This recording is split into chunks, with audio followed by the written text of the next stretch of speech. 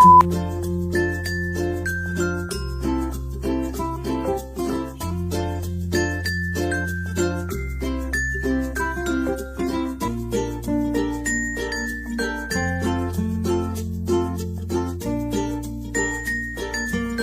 ketela selama kurang lebih 10-15 menit atau sampai ketela empuk.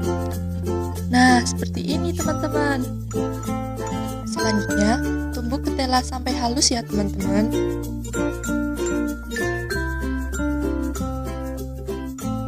Jangan lupa tambahkan 3 gram vanili dan 1/4 sendok teh garam. Ambil satu bagian kurang lebih 15-20 gram, kemudian bulatkan. Selanjutnya, pipihkan. Kemudian, isi dengan gula pasir sebanyak setengah sendok makan. Kemudian, tutup rapat ya teman-teman.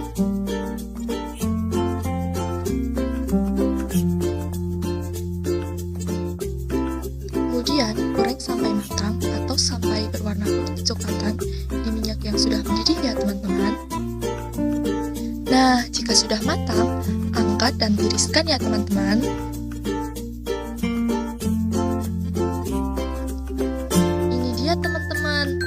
Cotot khas Kabupaten Temanggung. Ternyata proses pembuatannya sangat mudah ya teman-teman.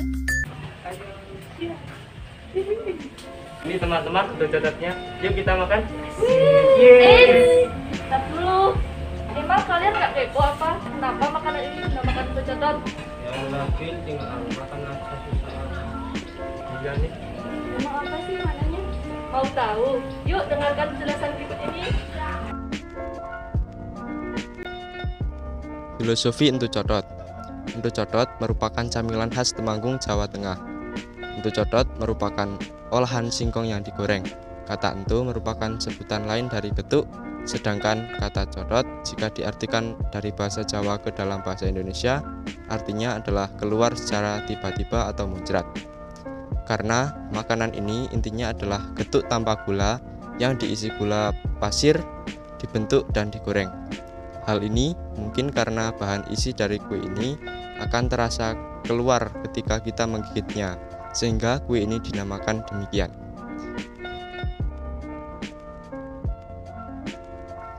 Nah, itu dia filosofi dari entu codot. Menarik bukan? Selanjutnya, apa sih keterkaitan antara entu codot dengan ketahanan pangan masyarakat Temanggung? Simak penjelasan berikut ini ya teman-teman. Ketahanan pangan meliputi 3 pilar, yaitu yang pertama, ketersediaan. Singkong menjadi salah satu hasil komoditas pertanian yang ada di Temanggung. Karena kondisi tanah di Kabupaten Temanggung yang subur dan cocok untuk ditanami pohon singkong.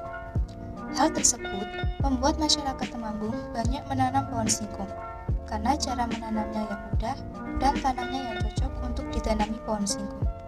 Sehingga ketersediaan singkong untuk bahan pembuatan entu codot sangat banyak dan mudah didapat. Singkong menjadi salah satu hasil komoditas pertanian yang ada di Temanggung. Hal ini mengakibatkan banyak masyarakat Temanggung yang memanfaatkan dan mengolah singkong tersebut, salah satunya dibuat entu codot. Kedua, akses pangan. Akses pangan untuk makanan berupa entu codot sangat mudah didapat karena banyak yang menjualnya di berbagai tempat. Selain itu, harganya pun juga terjangkau. Dalam pengolahannya, entu codot mudah untuk dibuat.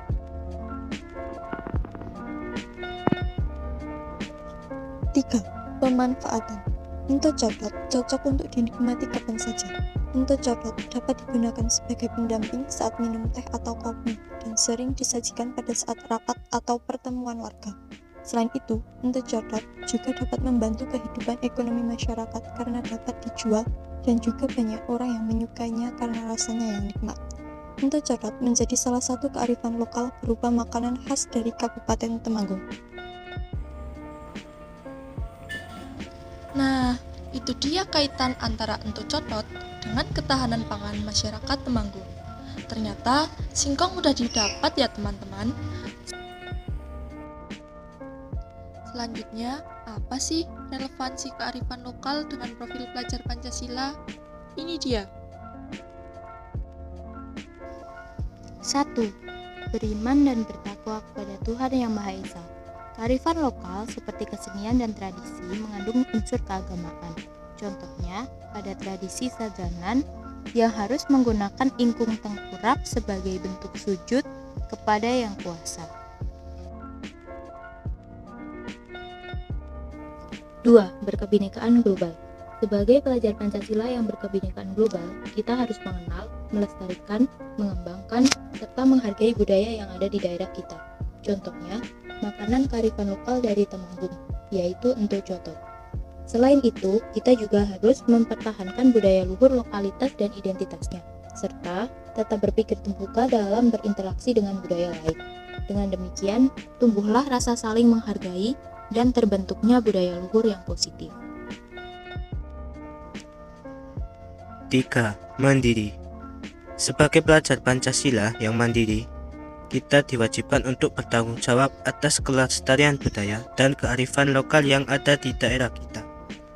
Salah satunya, kita harus melestarikan dan mengembangkan makanan khas, yaitu ento cotot. 4. Bergotong royong. Di dalam kearifan lokal makanan khas berupa ento cotot, terdapat nilai kegotong royongan. Sebagai pelajar Pancasila, kita harus meneladani unsur kegotong royongan tersebut. 5. Bernalar kritis. Sebagai pelajar Pancasila, kita harus bisa bernalar kritis dalam menganalisis sebuah filosofi yang terkandung dalam kearifan lokal. Salah satunya yaitu dalam menganalisis filosofi ento cotot. 6. Kreatif. Sebagai pelajar Pancasila, kita harus kreatif dalam mengkreasikan makanan khas tersebut agar tidak ketinggalan zaman dan menghasilkan suatu kreasi yang bermanfaat dan bermakna. Selain itu, kita juga harus kreatif dalam memasarkan produk ini agar ento cotot dikenal secara luas. Nah, itu dia teman-teman informasi seputar ento cotot makanan khas Temanggung. Yuk teman-teman, kita serbu! Yuk!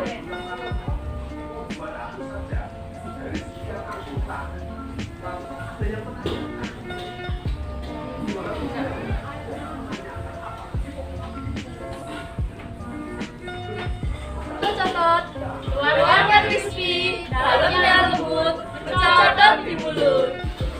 Sekian dari kami, and see you next time.